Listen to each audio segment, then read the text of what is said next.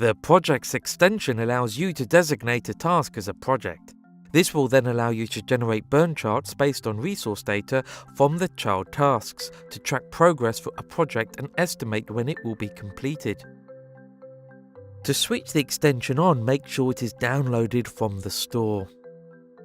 Make sure the resources extension is also installed and active.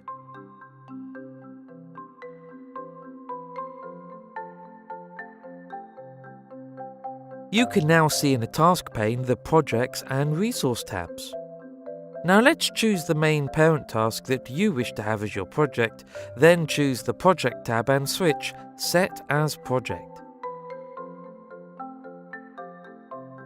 Then select the child task and via its task pane go to the Resources tab and allocate a time budget for a co-worker.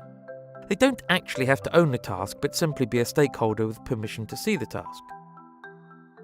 As you create more child tasks and allocate more resources as we are doing here, you will find that if you go back to the parent task, which is set as a project, a chart starts to form, estimating the time to project completion. Head back to the parent task, which is set as the project. You can see that we have created tasks with due dates and some also have predefined start dates.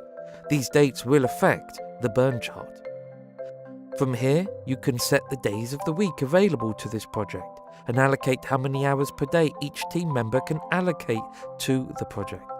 You can even set people's working week and if they are due to be away during the task.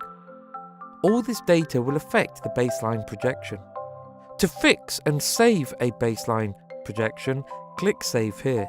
The current projection and actual timeline will update automatically, but to update the baseline, click Remove and then again click Save to generate a new chart, which at first would be the same as the current projected timeline. So, as each task progresses, the task owners can tell JustDo how many hours have been executed via the Resources tab, like so. This will then result in the burn chart updating, so the project owner can compare the original baseline with current progress.